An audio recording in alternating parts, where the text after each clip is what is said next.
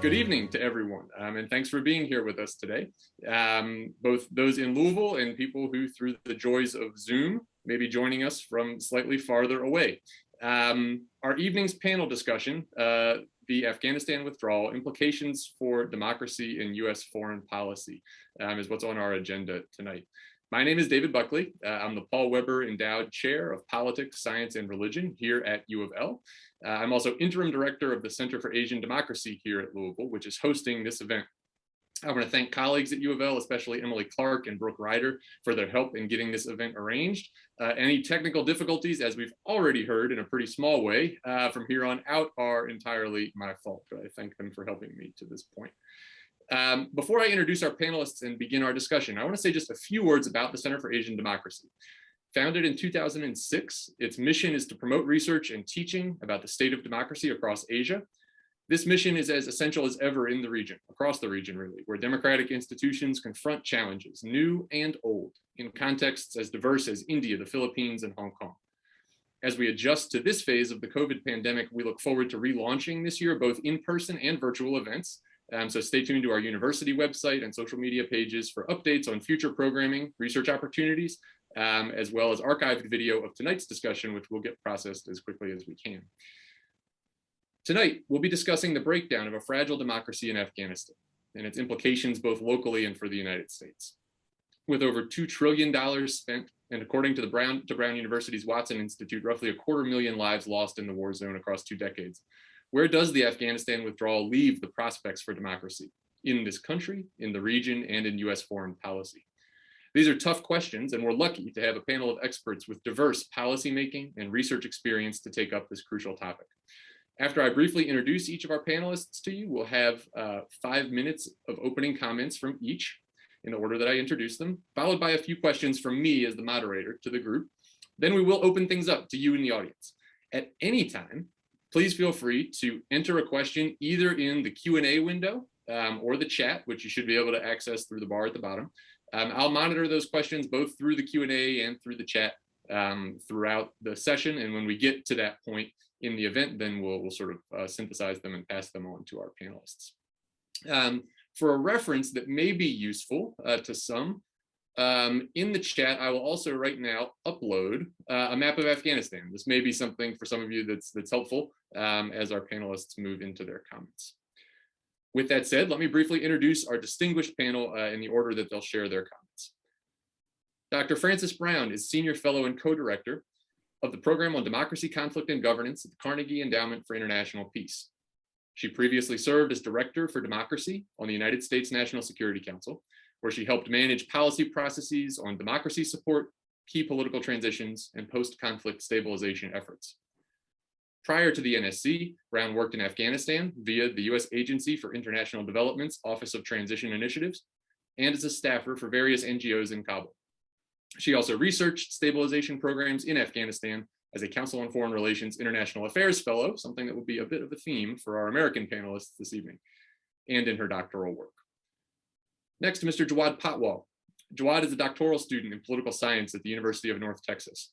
He holds an MA in political science from the University of Louisville, where he served as a Fulbright scholar. An Afghanistan native who was recently arrived back in the United States after the American withdrawal, Mr. Patwal served in a wide range of governmental and non-governmental organizations in Afghanistan over 2 decades. This includes work as a former staff member of the Afghanistan National Security Council, head of policy within the Office of the President of Afghanistan, and several international organizations, including the International Development Law Organization, Save the Children, International Relief and Development, and the Afghanistan Midwives Association. On just a brief personal note, I know that I speak for all of us at U of L when I say that it is very good to have Jawad join us this evening, even if just by video for now. Next, Dr. Rajan Menon is Anne and Bernard Spitzer Chair in Political Science at City College of New York, City University of New York, and a non-resident fellow at the Quincy Institute for Responsible Statecraft. He is also a senior research scholar at the Saltzman Institute of War and Peace Studies, Columbia University, and a global ethics fellow at the Carnegie Council on Ethics in International Affairs. His research concerns American foreign and national security policy, international security, globalization, and the international relations of Central Asia and Russia.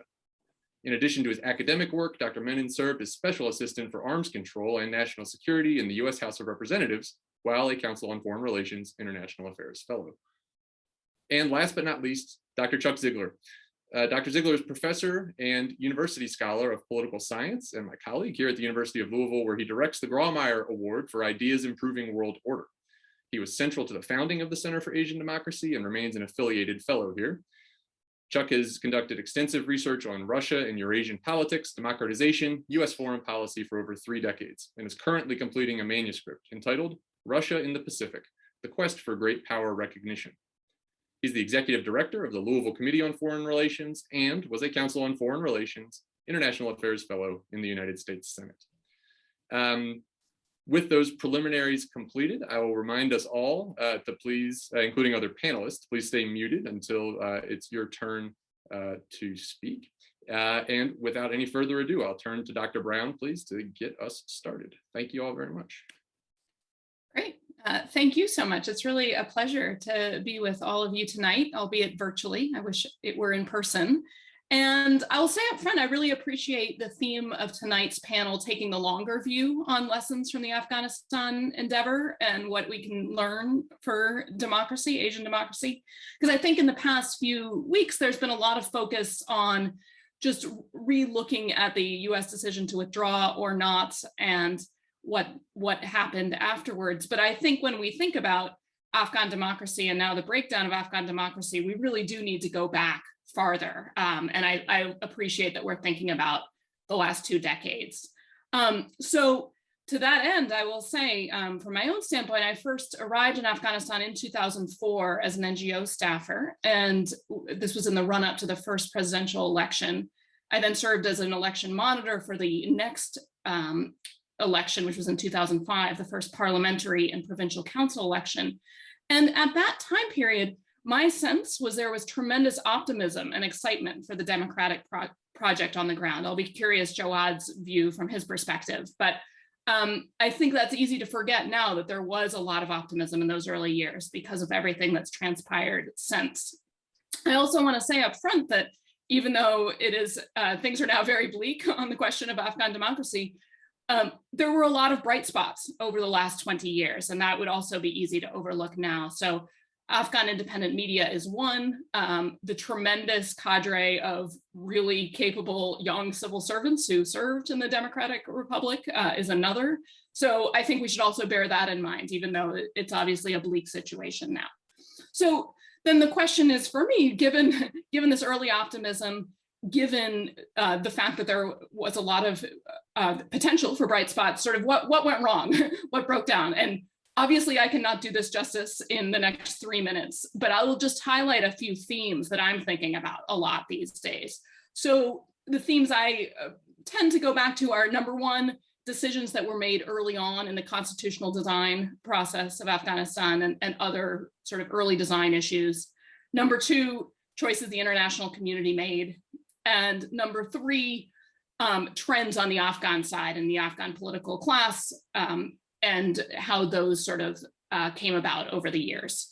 So number one, a few early decisions that I think had bad ramifications for democracy going forward. So unfortunately, the original design of the Constitution, we learned, invested a tremendous amount of power in the Afghan presidency. There was a reason for that, there was a rationale, but I think we now see in retrospect, it ended up being too much power, at least on paper, invested in the presidency. In particular, it set up a sort of winner-take-all dynamic that we then saw play out over subsequent elections. To my mind, also the fact that subnational appointments, so when you think about provincial governors and district governors, police chiefs, these all being appointed by Kabul rather than being sort of elected locally, all that was invested in the presidency. So I think that sowed some seeds that were problematic afterwards. Second, the voting system. I will not get into voting nerdiness right now, but the single non-transferable voting system was actually, it turned out to be problematic. Then there was the complexity of the elections calendar. The Afghan constitution calls for different electoral cycles for provincial councils, district councils, village councils, parliaments, and presidency. So if you were actually to follow that to the letter, you would have an election every single year, which is not tenable for any democracy. And so it was certainly put a lot of pressure on the young democracy there.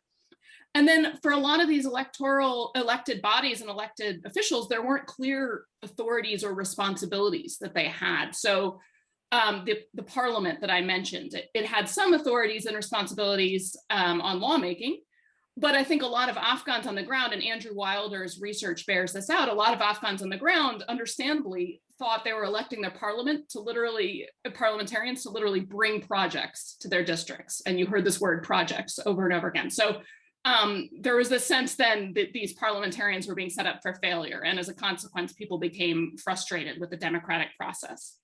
In a different way, provincial councils and district councils that I mentioned earlier, provincial councils were elected, but didn't have clear authorities vis-a-vis the provincial governor with whom they served. District councils never ended up being elected, although we had many sort of quasi district councils over the years. So in all these ways, I think that there were some early choices that had tough ramifications going forward. So second, on the international community side, I think there is a lot of blame to go around here. Obviously, as David mentioned at the start, an immense amount of money was spent over the years. I think in retrospect, most would agree in some ways it was too much money in some areas that fueled corruption and perverse incentives, unfortunately. Another issue just was the way the international community engaged with the electoral cycle and with the democratic process in general. You sort of saw this peak of attention in the run-up to each election, and then in the sort of the periods between particular elections, a lack of moving forward reforms, a lack of moving forward some of the important institutional parts of democracy building. There was this sort of hyper focus on elections. This is not limited to Afghanistan, the international project in Afghanistan. This is something we see the world over, but it was really problematic. And then this was compounded by the fact that the international community turned over itself so much. So we saw a lot of one-year terms. I'm sort of a rarity in the US government as someone who is actually engaged with Afghanistan, pretty steadily since 2004, and we saw a lot of much more short-term endeavors. And then I would also say, finally, the international community, it took sort of a minimalist approach at first, and then sort of went all the way to the other side, a sort of maximalist approach in the era of the counterinsurgency and surge campaign. I think this had a pretty detrimental effect as well, because it was sort of pumping in all this money to the local level without getting at some of these fundamental issues of authorities and incentives of the local officials we were working with. So I think a lot of blame on the international side. And then finally, there were just some overall trends. Elections turned into a crisis each time, especially at the presidential level. And unfortunately, this got worse and worse with each successive election. From my perspective, at least, I'm curious Jawad's view, which I think led to a lot of disillusionment and lower and lower voter turnout. So that got worse. I think there was the perception and often the reality that the Kabul elite were more interested in infighting than they were in sort of solving the rest of the population's problems. And just unfortunately, the reality that I think for many Afghans, at least according to Asia Foundation polling, and I don't speak for the entire Afghan population, obviously, but just reading polling, a lot of Afghans were more concerned, understandably, about security issues and justice issues than they were about this sort of the political infighting that they saw in Kabul. So I think that as a result, there was a bit of a disillusionment in democracy. So where do we go from here? I think I want to say, just in closing, democracy is always a generations-long endeavor, and it always has setbacks, and it is never the case that the first election sets up a fragile democracy for success. And so I think if we were hoping that would be the case in Afghanistan, of course we would be disappointed. It obviously looks very bleak now, and that's heartbreaking for many of us who served alongside so many brave Afghans on the Republic side. But I do hope that we can learn and take some lessons from this endeavor, especially on our role on the international side, and try to move things forward in the future so that we can leverage some of these lessons. And I think panels like this one are a really important part of that. So I look forward to the conversation and hearing from my fellow panelists. Great. Thank you so much, Frances. Really appreciate it. And now, Mr. Patwal, if you will unmute yourself and maybe take about 5 minutes to share your initial comments.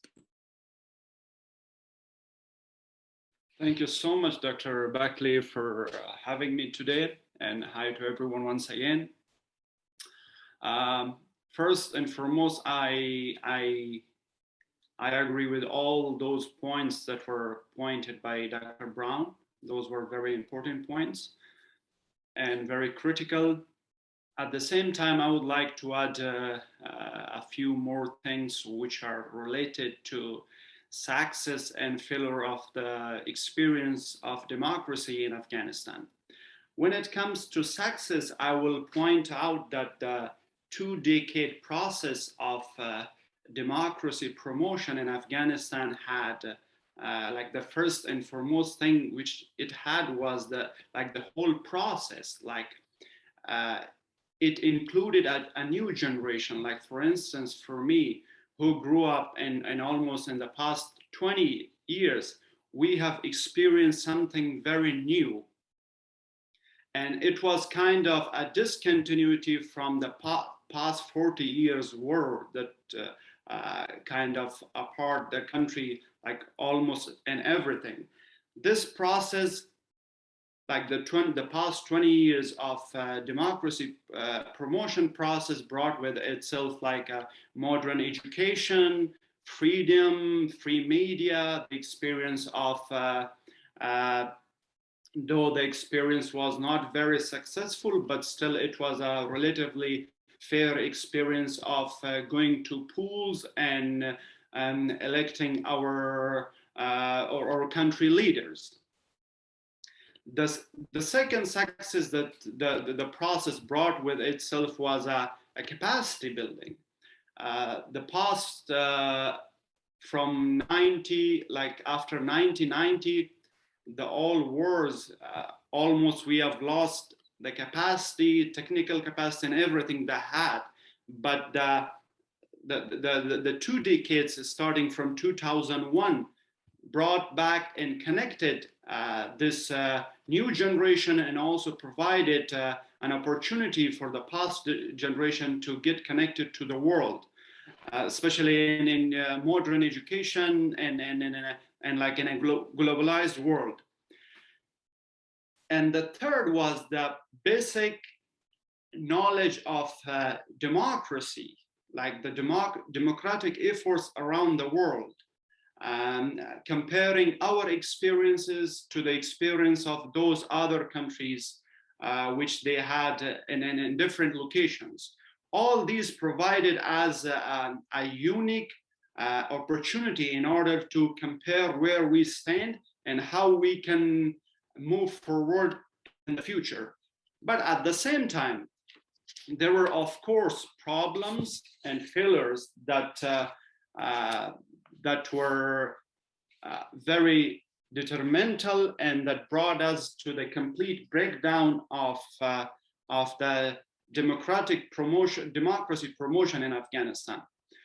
Though first I would like to mention one point, like the whole going to Afghanistan mission, like Western intervention in Afghanistan wasn't a democracy promotion thing initially. It was more about protecting Western security, especially after 9/11. However, like the process brought a lot of positive things, but at the same time, this intervention fueled with itself popular resentment by empowering warlords and kind of creating a clientelistic corruption system, which had a very big role in increasing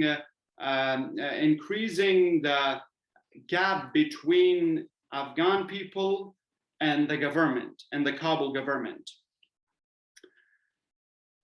And second thing, as we all know, that one of the very basic attributes of a democracy is free and fair election. And the past 20 years, with all support of international community, we were not able to experience a free and fair election, although we had a very extensive citizen political participation in different presidential and parliamentary elections. But at the end of the day, because of the dysfunctional political process and also the systems which were on the place, we were kind of feeling like the process and our votings were meaningless, and the people were feeling that their voices weren't heard. And the third thing, which was very critical for all the breakdown of the process, was like daily terrorist attacks, high level of corruption, and extensive poverty. According to the World Bank in 2018, there was almost I think it was 55% of Afghan population were living below poverty line, and at the same time, according to the same pool, 54% of young Afghans were illiterate. And when it comes to both poverty and unemployment, most of them were living in rural areas.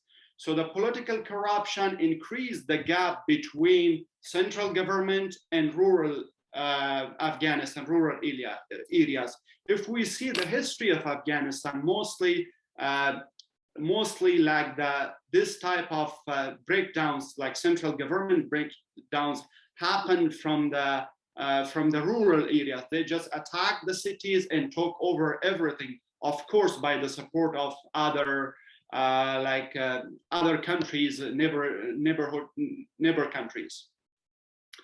I would say that the project itself, like the democracy project itself, didn't fail, but they were made to fail by certain actors. And I would like to point, like, these actors one was like Afghan politicians, and the second was the incapability of the international community in order to kind of lead the process in a way that were effective for the whole system. And just the final thing I will add is that in order for us to address this breakdown, we needed to address two problems. The first was from the beginning, 2001, we needed to address the Pakistan intervention issue, which is a very critical thing. And the second is, once again, the political corruption of Afghan politicians. That is great. Thank you so much, Jawad. And you've also teed up now some of the regional dynamics for discussion, which is not all that Dr. Menon will discuss, but maybe part of his comments. So I'll turn things over to you now, Raj. Thank you.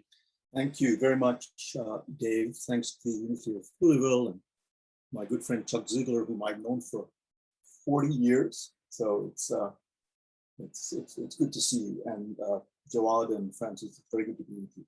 My sense of why the American experiment, if you call it that, in Afghanistan failed very closely mirrors Jawad's, but that is not my remit, and I'm not going to speak about that. What I'd like to do is to make an observation as a preface and then touch on three things. What do we do about the humanitarian crisis in Afghanistan, given that there is a very unpopular government leading the country now? Unpopular here, certainly, and probably there. Second, what is the likelihood of terrorism emanating from Afghanistan? Because let's not make any mistake, we didn't go there for economic development or democracy promotion, as Jawad pointed out. We went there because of 9/11. Had it not been for that, we wouldn't be there. There was no problem between the United States and Afghanistan of a fundamental nature between 1996 and 2001, 1996 being the year in which the Taliban took power. Third, I want to speak very briefly about Pakistan. What does this imply for Pakistan? It's a country that's very important in the United States, not least because it has nuclear weapons. And fourth, what does this mean for the United States' credibility? Is the defeat in Afghanistan, because it is a defeat, imply anything for the credibility of the United States to worry its its allies and embolden its adversaries. So the background. In 1988, I was in Afghanistan as part of a US delegation, and our purpose was to oversee the withdrawal of Soviet forces from that country. A more sorry and dispirited lot you could not imagine. They were happy to leave. They'd been told that they had been sent to liberate the country and found that they were thoroughly despised, so much so that they couldn't walk the streets of Kabul, the one city in which Soviet security was extremely tight. If you had told me that the Soviets spent 9 years in Afghanistan, left behind a government that lasted 3 years, and after the collapse of the Soviet Union, I'm not entirely convinced that it would have fallen. If you had told me that about 12 years later, we would intervene in Afghanistan and spend 20 years there and leave a government which collapsed in less than a week upon our president's announcement of a withdrawal, I would have thought that wildly impossible. So with that as a background, there is, as you all probably know, a dire humanitarian crisis in Afghanistan, and it is going to get much, much worse. As Jawad mentioned, this is already one of the poorest countries on the planet. It's a country of about 38, 39 million people, depending on what number you believe. The banking system is basically collapsed. There are huge lines in front of banks, people sleeping in front of banks overnight.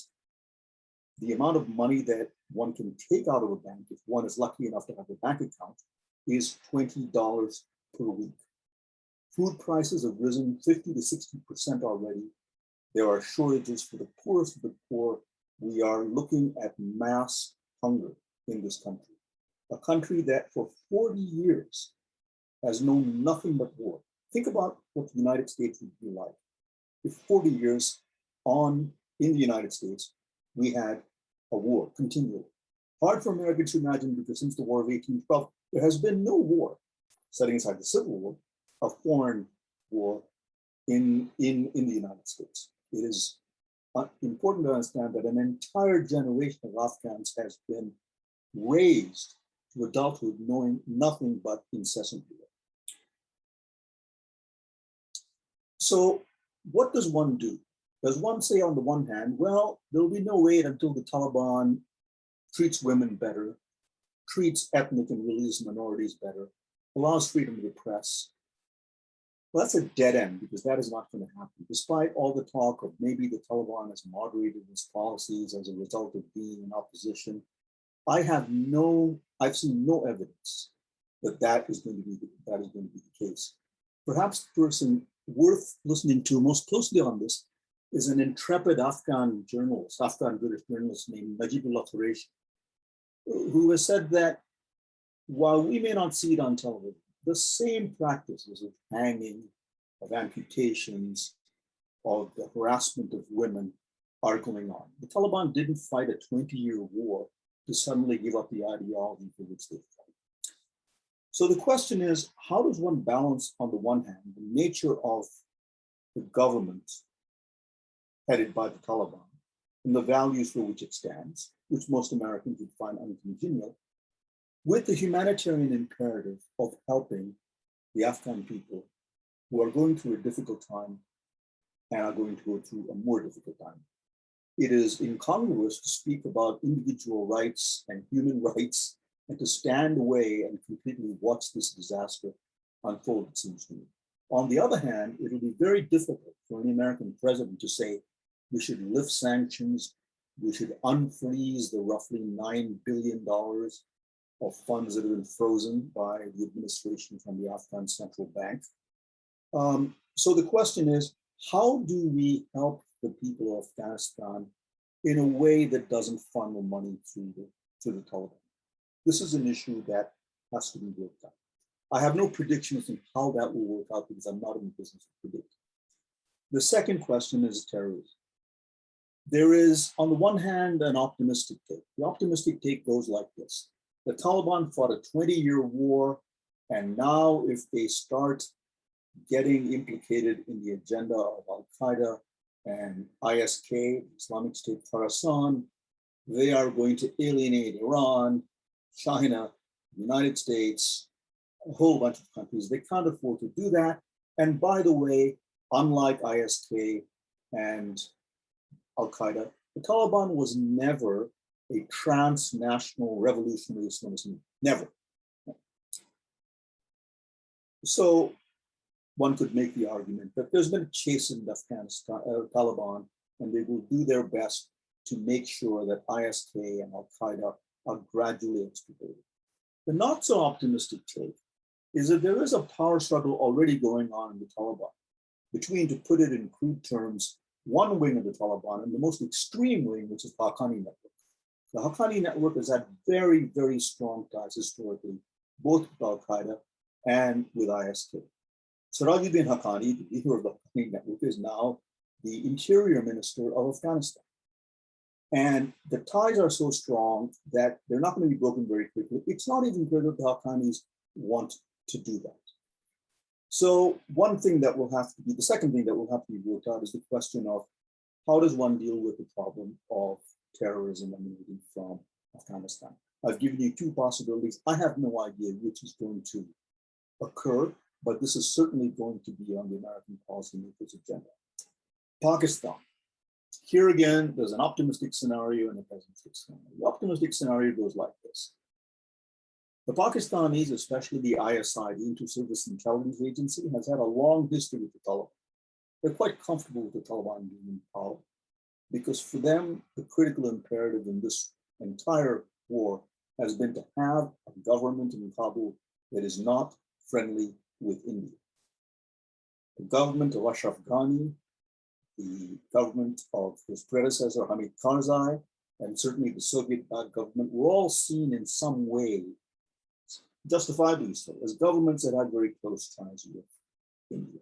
So one could say the Pakistanis have achieved their goal, and this is a great success for them. On the other hand, one has to bear in mind that the Pushtun people, who are the plurality in Afghanistan, have their counterparts in Pakistan. There are twice as many Pashtuns in Pakistan as there are in Afghanistan. There is the Pushtun radical Islamist movement called the Tehrik-e-Taliban Pakistan. The Tehrik-e-Taliban Pakistan, unlike the Afghan Taliban, have designs on the Pakistani state. Tens of thousands of Pakistanis have died as a result of clashes between the Pakistani army and the TTP. And so the question is, what will be the effect of the Taliban's victory in Afghanistan on the TTP? Will the TTP be stimulated and encouraged to ratchet up their war against the Pakistani state? And if that happens, will the Afghan Taliban help or stand aside? So this is something that is worth seeing. Second, what will be the residual effect on India-Pakistan relations if Afghanistan turns out to be an area from which terrorist attacks are launched in Indian-controlled Kashmir? We're talking about two nuclear weapon states who dispute a certain territory, Kashmir, who have clashed before, and while nuclear war is by no means foreordained, it's a very dicey situation if there is some major terrorist attack in India and the Indian government has to respond. Let me talk finally about credibility, and I'll be very brief here. So the debate in the United States has been this: will the withdrawal from Afghanistan hurt American credibility? My net assessment is that it won't, for two reasons. Such research as we have in international relations on the question of credibility suggests that what a state does in a particular instance has little to no effect on how it is perceived in other contexts by other actors. So for example, the argument that the United States withdrew from Afghanistan and therefore Russia may be suddenly emboldened to take over Ukraine, or the PRC, the People's Republic of China, to take over Taiwan, or Iran to develop nuclear weapons, misses a basic point. States make assessments of risk and cost based on contingent contextual factors that they face in a particular instance. They're not going to look at some other time and some other location and make a conclusion about how an adversary will react based on what it did then. So, Dave, I have no grand conclusion, just some things to throw into the pot for discussion. I'll stop there. Excellent. Thank you so much for those perspectives. And last but not least, we'll turn it over to Dr. Charles Ziegler. Chuck. Okay, thank you, Dave. And Raj gave me a very nice lead in there. I'm not sure I will so much disagree with him as sort of pick up on what he was saying and run with it for a bit. What I want to do is talk about Russian and Chinese interests, and to a lesser extent, Central Asian interests in what's going on now in Afghanistan with the US withdrawal. And of course, the Russians and Chinese are really pretty gleefully saying, you know, we told you so. You really mucked it up. You were there 20 years. You've not really done much at all for the country. You've walked away from it. And now those of us who are more mature in the region are going to have to deal with cleaning up the mess. Looking at Russia first, Russia sees itself, I think, as a security guarantor for the broader Central Asian region. They are going to be, I think, the major beneficiary of the US withdrawal. Russia certainly does not want to get back into Afghanistan, but they do have military facilities in 3 of the 5 former stands in Tajikistan, Kyrgyzstan, and Kazakhstan. They supply half the weapons for the region, and they have conducted a number of joint military exercises with Central Asian states over recent years, and there are more which are scheduled now in October. In particular, the Collective Security Treaty Organization that Russia leads is going to be conducting military exercises in Tajikistan, very close to the Afghan border later this month. Last month, they held exercises with Kyrgyzstan. Now, China's doing its own military exercises too, but they're fewer in number and smaller in scale than what the Russians do. The US, when it was pulling out, was hoping to get, if not full basing rights, maybe transit or overflight rights in the Central Asian states, so we could at least maintain a presence there. You know, we had bases in the past in Uzbekistan and in Kyrgyzstan. We vacated those, and it doesn't seem like the Central Asians are going to want us back. Certainly the Russians don't. Obviously, the Russians do not favor instability or terrorism in the region. They are worried about that. They're suspicious of the Taliban. But like the Chinese, are also willing to work with them. And they were sponsoring talks and inviting the Taliban to Moscow at the same time the Trump administration was negotiating with them back in 2020 over the withdrawal. From Russia's perspective, regional instability is what they worry about. Terrorism, the Islamic State, whether it's in Central Asia or spill over into Russia, and drug trafficking, because a large amount of the heroin that gets trafficked into Russia comes out of Afghanistan. It looks like Moscow is working closely with China in Central Asia. They have very much the same public positions. But I would suggest that they have slightly different interests too. China is particularly interested in its Belt and Road Initiative, this huge series of projects, the land route of which is going to go through Central Asia and may well include Afghanistan. Russia is more concerned with the traditional military aspects of security. So the question is, are they going to follow a sort of a division of labor within the region, China being more the economic power and Russia more the military? Or will China attempt to fill this power vacuum that's been left by the US withdrawal. Now, China has some very interesting relations with different Central Asian nations. These are all poor, maybe with the exception of Kazakhstan. And they're really looking forward to the investments and the infrastructure that would come with the Belt and Road Initiative. So they are, in a way, courting the Chinese and working with them, and not just economically. I mean, the Chinese built a small military facility in far eastern Tajikistan near the Wakhan corridor, just a few kilometers from the Chinese and Afghan borders. And if you look at that map, those who are out there, if you want to click on that, this is all the way over in the very far eastern part of Tajikistan.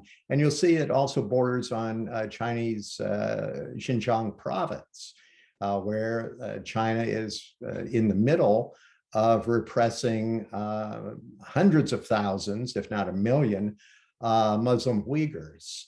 Beijing's also concerned about Uyghur militants who have fought with the Taliban in Afghanistan and may well come back into China, into Xinjiang, and promote radicalism there. So China's worried about, what they call the three evils of terrorism, separatism, and religious extremism.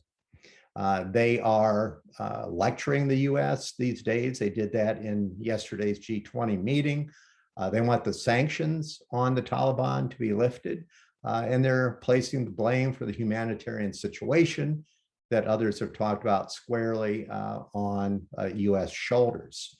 They've got diplomatic relations with the Taliban, so does Russia, so does Pakistan, of course, and Raj talked about that. And they reject any Western talk about human rights in Afghanistan. Turning to the Central Asians, Tajikistan is really the one country most concerned about what's going on there. You may know, our audience may know, that about a quarter of the Afghan population are ethnic Tajiks. They tend to live in the north. And Tajikistan is concerned both to protect the ethnic Tajiks who live in Afghanistan and also about radicalized Tajiks who may come back to what is a very, very poor country, one actually which is very similar in many ways, I think, to Afghanistan itself. And they're fearful that these Tajik militants could come back in with Taliban support and destabilize the country. And Tajikistan did fight a civil war from 1992 to about 1997.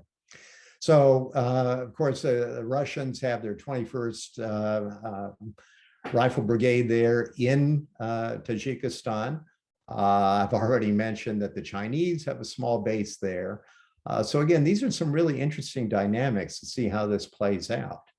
The other Central Asian countries, Uzbekistan, Kyrgyzstan, Turkmenistan, and Kazakhstan, seem to be willing to work with the Taliban. Uzbekistan's opening up under Mirziyoyev. They're trying to develop political and trade ties across the broader region. The former president was very much isolationist.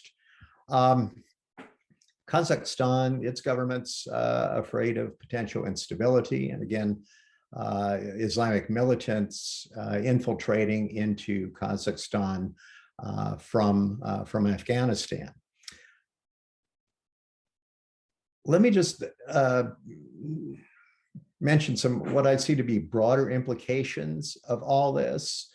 And this is something that, again, I think Russia and China in particular are more than pleased about.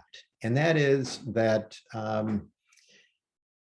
they argue that we have lost credibility, maybe a slight criticism of what Raj was saying. The way they're framing it is that the US cannot really be relied upon I would agree. It doesn't mean that they're going to take any sort of military action beyond what they have in Ukraine. But I think the demonstration effect that they want to highlight is that the U.S. cannot be counted on. Second point, since this is through the Center for Asian Democracy, they are, I think, really, and the Central Asian states too, they're all saying, look, this US model of democracy and democracy promotion simply doesn't work in a lot of countries. Whether it's ideas of parliamentary democracy or excessive individualism, human rights, the whole liberal democratic model, these areas, they would argue, are just not ready for it.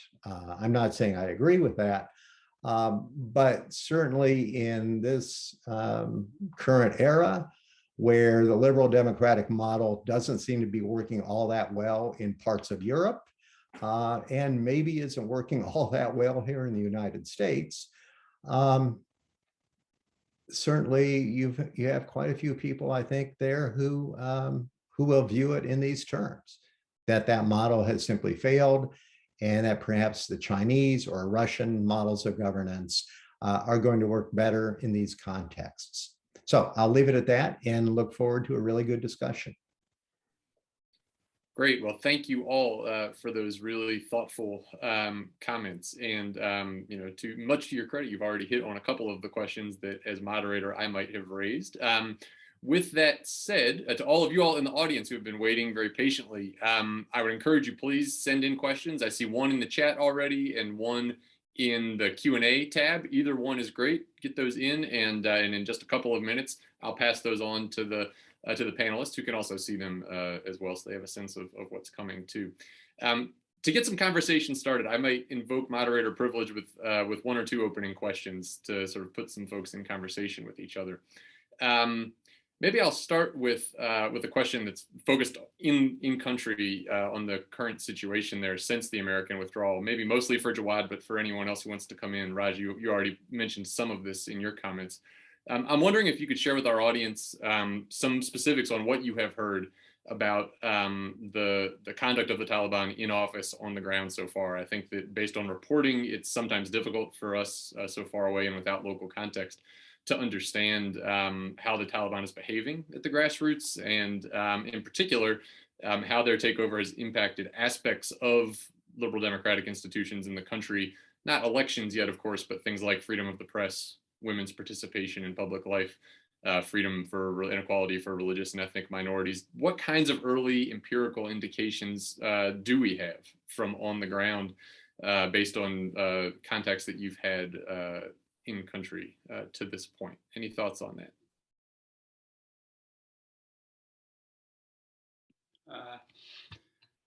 Thanks for the question, Dr. Buckley.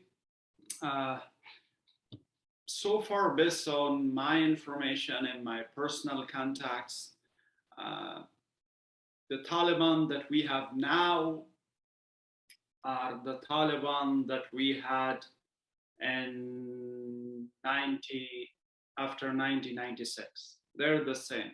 There are no changes. So just the time we're living in a different time, the time is the change. And at the same time,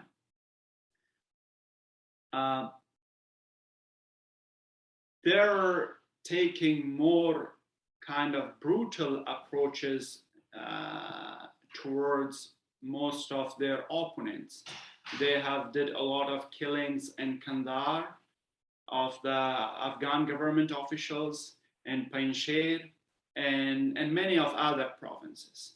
And at the same time, they're publicly or through media, they're saying that they're respecting women's rights, the right for education, and all those things. But in practice, they're saying this in order to receive support, in order to receive recognition. But in practice, they're acting opposite of all these. And the reason is, the important reason is because like their strength point is their this extremism approach towards whatever they are doing. if they allow women, if they allow women to work, girls to educate, they will lose their support on the ground from their soldiers, because most of majority, like almost all of their soldiers who are fighting on the ground, they are illiterate. And they don't want to see their like women's and girls and free media, like women's and girls to go to schools or work, because for them it's opposite of like the basic tenets that they hold dear to them, is like against Islam, like against political Islam that they hold toward themselves. So I think for the Taliban, in order to keep things going, in order to have their support from their soldiers, they need to not allow freedom for women, education, free press, and all these things. The day they allow this, slowly they will lose the support and also the control, and their soldiers on the ground won't support them anymore. Can I pick up on some of the things that Jawad said? To give the Taliban credit, and I don't give them credit for very much, they have never been dishonest about the kind of society that they hope to create in Afghanistan. Never. They do not believe in the separation between religion and the state. They want to create an Islamic emirate. They do not believe in women's education. They do not believe in secular education. They don't believe in liberal democracy. They've made it very clear what they're all about. And the idea that they fought a war for 20 years and all of a sudden are going to abandon these ideas, it seems to me is preposterous. We also should bear in mind something else, which I think was a fatal error in American policy in Afghanistan. There has been a lot of talk about the number of women who are educated, free media, and all of this, and that's all well and good. But you have to understand that the bulk of Afghans live in rural society. The fact of the matter is, however much we may not like the Taliban, and I hold no love for the Taliban, unless they had a social basis in rural Pushtun society, they could never have regenerated themselves and fought a government backed by the world's sole superpower for 20 years and emerged triumphant. Taliban does have a social base. Some of the views that it holds we may not like, but they resonate with Afghans. So I just want to put that on the table, because I think a great deal of the contact between Americans who are in Afghanistan, not all, partly because of how dangerous it is and partly because of language barriers, were with the urban intelligentsia, and they had no use for the Taliban. They looked at the American intervention as a chance to create a society in which there could be democracy, secularism, freedom for women, and so on. I submit to you that I don't think the rest of Afghanistan, rural Afghanistan, necessarily shared all those ideas, and the Taliban had more in common with rural poor Afghans than we might believe. One final point on the humanitarian crisis. Since this June alone, internally displaced people in Afghanistan, the number has increased by 73%. There are 246,000 more today. So add that to the list of humanitarian problems that I looked at. What the Taliban has to worry about is the following. Having come to power, can they now transition to governance under extraordinarily adverse conditions and maintain the level of support needed to show that they're not just insurgents, but they can rule in some way that delivers to average Afghans some of the things that they've promised? And they have a very, very steep uphill decline, it seems to me.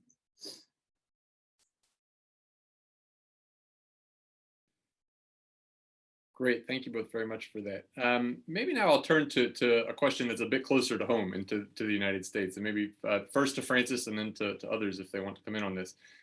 Francis, you obviously both engage in academic research and also of policymaking, and with policymakers who are trying to figure out what the withdrawal means for the future of democracy and US foreign policy.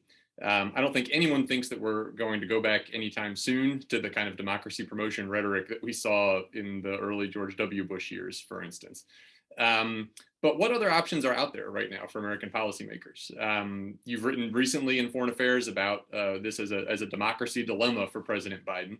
And I know that this is something that practitioners and administration officials are really actively trying to figure out right now. So where would you assess where we are and what the options are going forward for democracy in US foreign policy in light of this? Yeah, I think this is a really timely question, because my sense is that the Biden administration is grappling with that exact question right now. So to take a step back, President Biden has said he's putting democracy and human rights at the center of his foreign policy. Secretary Blinken has said that as well. But what that actually means in practice, I think, still remains to be seen. And area studies experts on various parts of the globe, be it Egypt, be it Chad or other African countries that have undergone coup, would point out that so far there's potentially more that the Biden administration could do. You're absolutely right, David. My sense is that they are not embracing the sort of Bush 43 democracy promotion orientation. Instead, they've talked about the need for democracy to deliver for citizens. And I think this is actually a pretty important insight. It gets at some of the issues that Charles was noting. Democracy is clearly not working for many of the world's citizens who live under democracies right now. And there's, an increasing argument that actually authoritarian systems are better for solving people's economic problems and are more efficient. So I think the president has rightly pointed out that sort of democracy needs to show it can deliver. But then how that actually gets translated into US foreign policy, I think remains to be seen. And then finally, to bring it back to the Afghanistan question, the Biden administration has sort of rolled out this idea that democracy is at the center of their foreign policy. They've announced this democracy summit, which is going to be held first in December of this year, then a year later. So they're making a big marquee event. That is happening sort of, to my mind, in parallel to the situation in Afghanistan, which is clearly a blow to democracy and human rights, and sort of marrying up how those two narratives and those two realities come together in the Biden administration's world, I haven't seen yet. I could have missed it. So I think that's something I'll be watching. The final thing I will say on this is that this town, Washington, loves to sort of have an instant punditry on every event and sort of, does Afghanistan spell the end of Biden administration democracy policy? I like the longer view that this panel is taking, and I like to take a longer view in general. I think administrations' legacies are measured in years, in terms, not in a few weeks. So I think, and when we think about democratic consolidation in general, what matters is years and administrations and not what happens a few weeks. So I think, the jury is out, and that's appropriate, and we'll see what they do over the next 3.5 years to cement that democracy legacy. I'll weigh in on that too. Yeah, democracy building takes a while. I do a course on democratization, a rise and decline of democracies. And as I point out to the students, well, it took the French about 250 years to get it right. We've been working at it almost that long, and we're not doing very well ourselves. I think critical to, if we're going to have any credibility in urging other countries to be democratic, we have to become more democratic ourselves. We're actually going the opposite direction. There's so many people, I think, who just don't understand the basic notions of tolerance, democratic competition, and so on. So we have to get our house in order first before we begin preaching democracy to others. And again, that's something the Russians and the Chinese pick up on very often. And it does raise really some sticky questions, though, about, say what's going on in Africa and different parts of it, where the Russians are supplying mercenaries to support some fairly odious governments. Do we do nothing? Do we simply rely on that, on America as an exemplar? I think what we have to do is pick and choose our battles a little better than we have in the past, and focus in, sort of like the Millennium Challenge Corporation does, on countries that can really be helped, and focus in on those and not really try to spread ourselves too thin. If I may, just to respond to that, I fully agree with the point, and I particularly agree with the point that we, the United States, need to get our own democratic house in order. This is actually something we do continually hear from the Biden administration. I think here again, the challenge is execution. A lot of areas in which we would need our own democratic reforms are not in the purview of the Biden White House. And so I think it's, my optimism is very much in check on how much they'll be able to do this, but I think they're committed to do so. Something else we hear a lot from the administration is this idea that foreign policy and domestic policy are interlinked and should be interlinked, a foreign policy for the middle class. Again, we're early days on seeing where that lands. That's great. Well, thank you all very much, and thank the audience for indulging our conversation. Now it's time for sure to turn to the audience. We've got actually a great set of questions that are already in the Q&A and in the chat. I will do my best to get to as many of them as we can in the next 15 minutes or so with respect to everyone's time, and maybe ask our panelists also to bear in mind that we are on the clock. We've got a couple of questions related to security, maybe that we could turn over, and U.S. security in particular. I don't know if that might be for Raj or Chuck in particular, but first of all, from Ken, in terms of defending against international terrorism, are we at a strategic disadvantage now because of our decision to withdraw? And then a question from Alexei on essentially the backstop option. Was there a strategic military option, I assume, involving kind of a lighter footprint that would have allowed for U.S. security interests to be met more effectively without some of the disorder that we've seen with the withdrawal? So in general, U.S. security interests and how do they stand going forward? We haven't talked too much about that. I'll take that to start with and then turn it over to Raj and let him run with it. I think we probably would have done better to stay and keep maybe some 2,000 troops in Afghanistan for training purposes. I mean, look, we've had anywhere from 36 to 27,000 troops in South Korea for decades now. Having a couple of thousand in, I think, might have slowed the Taliban's advance. But, listening to what Francis said and Jawad also, and Raj, we've made so many mistakes, the corruption and so forth. We really would have had to change our policy too. In terms of our security and terrorism, let's hope, I don't know, but let's hope that the Taliban learned a lesson. The reason they were overthrown to start with was because they were providing, safe housing, if you will, to Osama bin Laden and Al-Qaeda. Now, they clearly don't want the Islamic State there, but what's going to be their relationship with Al-Qaeda? I don't think that's clear yet. But I would hope that they would see it in their own interests of self-preservation, not to give shelter to Al-Qaeda and allow them to do anything like they did in 9/11. Raj, your point? So, Dave, these are both very good questions. I don't know, frankly, how this will shake out, and I'm generally very wary about offering predictions. I don't have a crystal ball. Is it conceivable that there could be a terrorist attack against the United States that emanates from Afghanistan? It is possible. That would be a disastrous blow, of course, to the United States, but also to President Biden, because the critics of the withdrawal will have a field day. I don't believe that maintaining 2,500 troops in Afghanistan would have saved the government, because the Taliban was on the march. Imagine a situation where it began to control more and more districts, and the security of those 2,500 American troops was imperiled. Either we would have had to pull them out, or much more likely, there would have been a call for another surge. So the idea that keeping a small contingent there would have saved the government, I don't think is credible. Would it have done anything on the anti-terrorism front?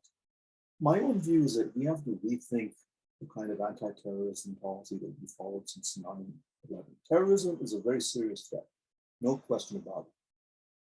But the approach of regime change, special forces raids, drone strikes, that combination, it seems to me, exacerbates the problem because it creates an enormous amount of resentment and feeds the ranks of terrorism. If you look at public opinion polls in a country like Pakistan, very substantial Muslim country, drone strikes are like the third rail. There's an enormous opposition to drone strikes in Pakistan. It is true of Afghanistan. It is true of Yemen. Besides which, I think you end up in a kind of whack-a-mole game. These terrorist groups circulate worldwide. They go from one country to the other. So the pursuit of them through these kinds of techniques, special forces raids, drone strikes, is like a game of whack-a-mole.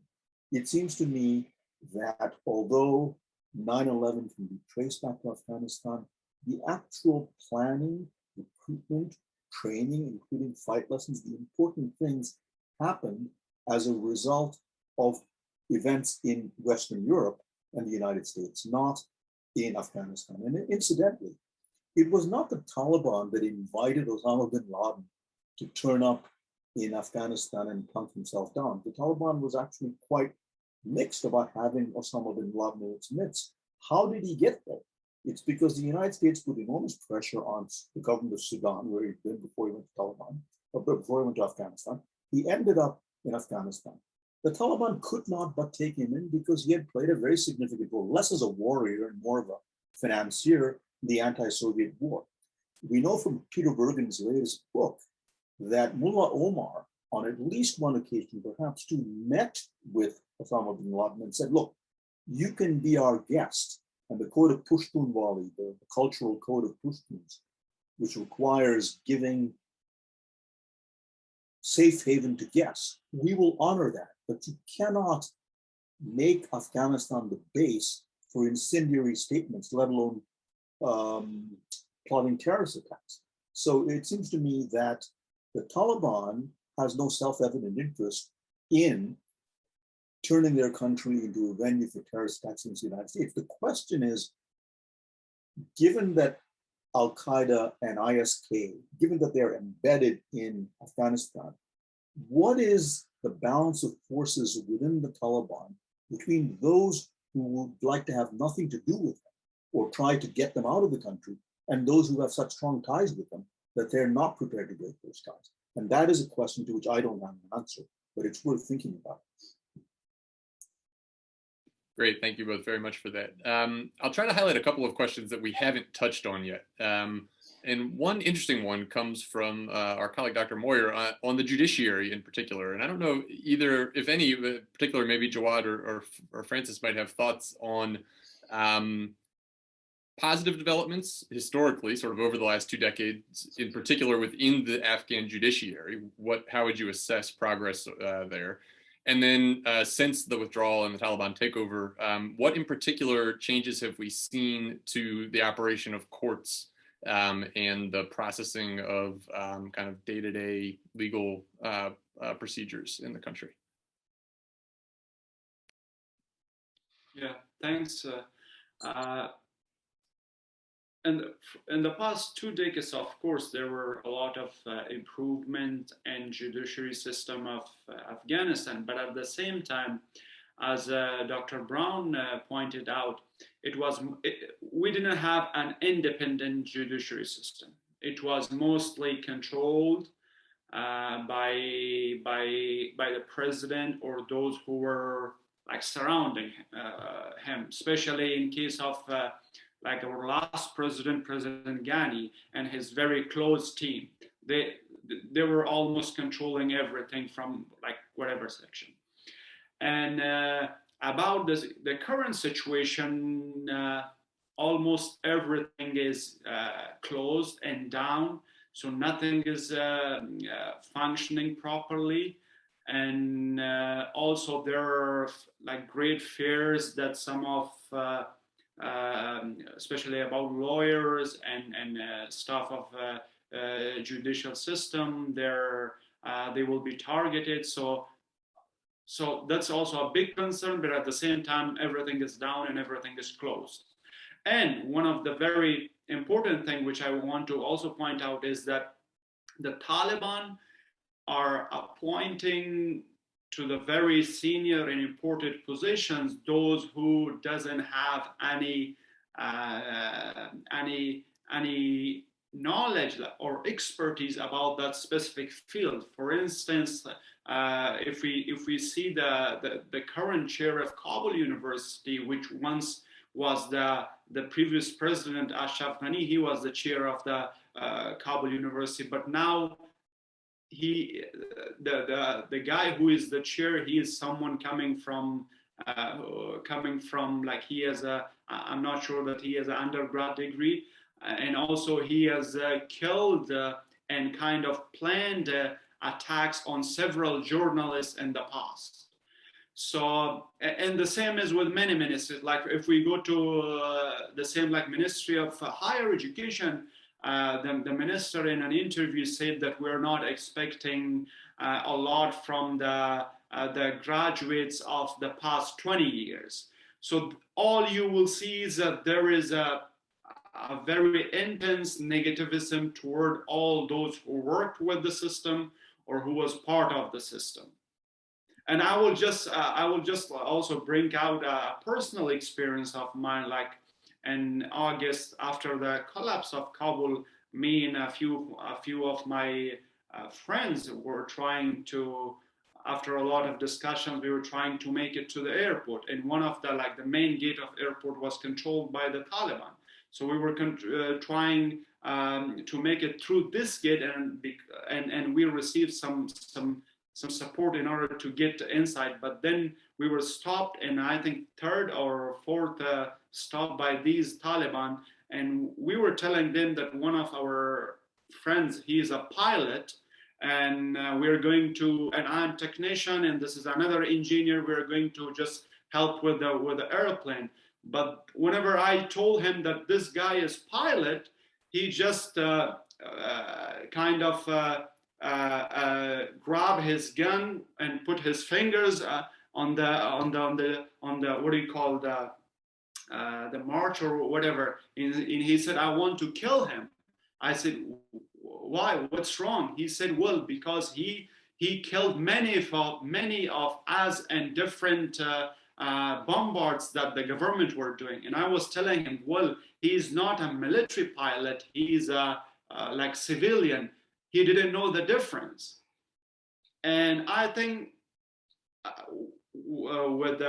if we see the current situation, it's horrible and nothing is working. Though the Taliban, through different media, they're kind of trying to give a good image of what they're doing, but still everything is down. I am not a scholar of the judiciary, so I will just say very briefly to Dr. Moyer, I believe you know this, but previous to the Taliban takeover, the Taliban did run their own courts in areas which they controlled as well. And one of the unfortunate condemnations of the previous Afghan government was that, from the perspective of many rural Afghans, reportedly, there was a view that the Taliban justice system was more efficient or more fair, rough though it was. That's anecdotal. I can't give you the overall view on that, but the Taliban have been running courts for a long time. In terms of the international community's efforts to build up the judiciary, I mean, I think there's certainly progress to point to, female jurists for one. But I think a lot of it looks a lot like Tom Carruthers has written a lot on sort of attempts to build rule of law systems, and it ends up being a focus on the technical, sort of at the detriment of actual effectiveness or political will. So it's one to watch. And then finally, my colleague Jeff Swenson, who's an academic in London, has written a lot on the Afghan judiciary and international support to it. So I commend that to you. Great, thank you all so much. We are at time, and I want to be respectful of everyone's time. I know that we are here from near and far, and it is also getting into the evening. So I do think that we have to draw things to a close. I would say that I'm sure that our panelists would be happy to follow up if people have particular questions that they would like to pass along. You could email cad@louisville.edu, for example, and I'd be happy to pass along questions to two panelists. There are a lot of excellent ones in the queue, and I'm sorry that, that we didn't have the chance to get to them all. With that said, thanks first and foremost to all of our panelists, and second, and just as enthusiastically to all of you for being here. This is the first event that CAD has been in a position to facilitate for various very understandable reasons for a little while, and we're excited by this important and challenging conversation tonight, and look forward to continuing similar conversations in the weeks and months ahead. There will be a recording available we'll try by the end of the week to have that uploaded, and can email participants with that link as well. Thanks again for being in touch, and please stay engaged in these topics wherever you are, including through CAD here at U of L. So thank you all very much for being here, and thanks especially to the panelists.